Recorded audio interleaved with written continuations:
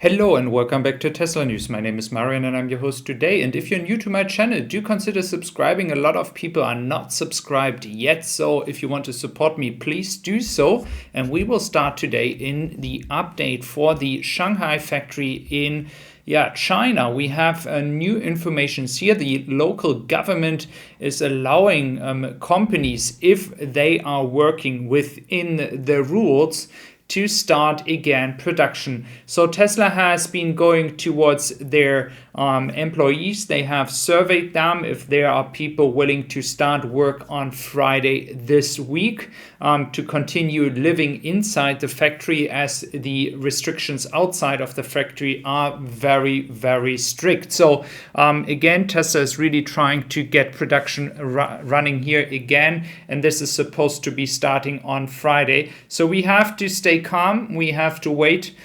We cannot really estimate the damage yet for the European market, especially for the European market, as we don't know if ships will arrive in Shanghai without taking cars, as cars are not produced yet. So we have to wait for any kind of circumstances and results of this entire lockdown. Currently, this is affecting around a production of 20,000 Tesla cars, just to take into perspective what this actually means. So, but we have more good news actually. We're going to talk about the numbers in Britain. So in Great Britain, we have great numbers, especially as the Model 3 was recently the only car Tesla was selling in Great Britain, but now the Model Y is taking over, and that very, very quickly here. You can see top spot here for bestsellers. So that is a very good achievement of Tesla. And when you look at year to date, Tesla is catching up here, and it's just a question of time to take the top spot. I will talk about the German numbers tomorrow in a separate video. Then we are looking into the market share, the new car sales as well, more than 100% compared to Q1 in 2021. So this is also looking good.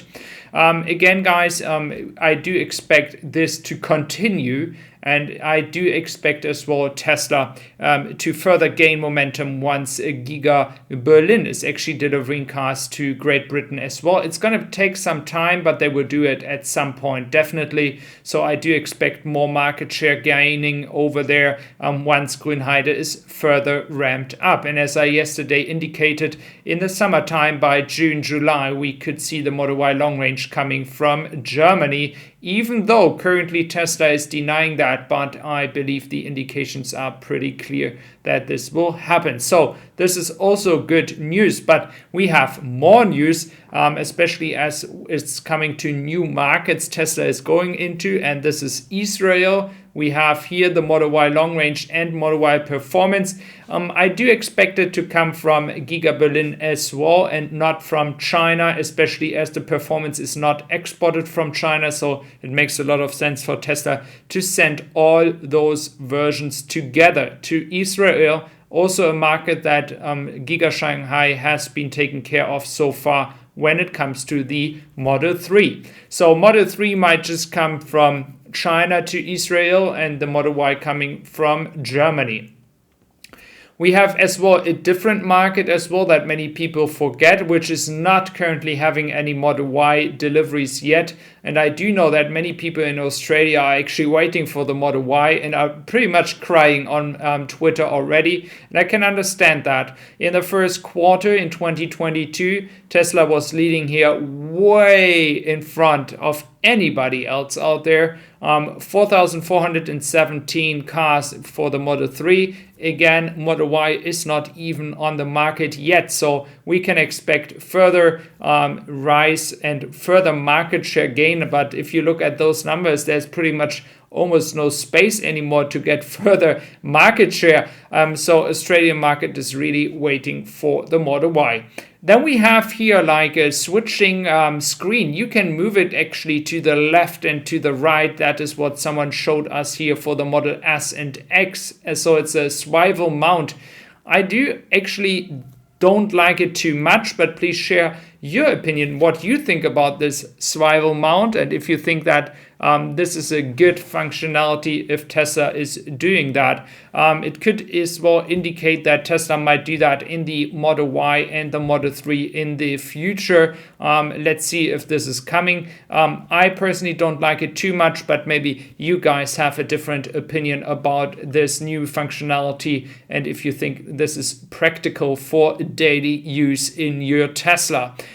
So for the Model S and Model X numbers, we have talked about that before already, but we're going to look into the United States again, as we have the focus this week on the big event here, which is going to be very exciting. Not only that we're going to see maybe more pictures of the Cybertruck and the Tesla Semi, but we also going to get some more indications where Cathie Wood thinks that ARK Invest and Tesla is moving to, especially after these two factories are now going to produce cars and moving forward and giving especially Tesla more momentum in the market and more ability to grow. So Cathie Wood said that she's going to put a new paper out to support as well the bull case and maybe even adjust the bull case. So we have to look into that in the next few days as the Austin factory is close to open. We also see now a Tesla Semi here, which is actually pretty interesting version here.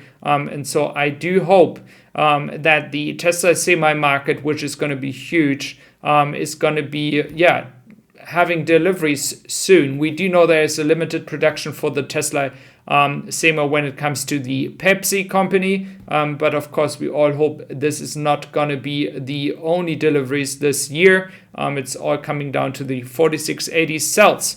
So Austin is close to be ready to go for production for a big event. So I'm very glad, and I'm going to try to share everyone from Europe what's happening over there based on pictures. So I'm glad to have you all here from the United States. For those who are there, if you are there, please do contact me in the comments section. And for the last, we have some numbers here. We see Canada, so much more potential in the future, just 2,700 Model 3 and just 2,000 Model Y in the first quarter of 2022. So I think there's way more potential in the future when it comes to the Canadian market.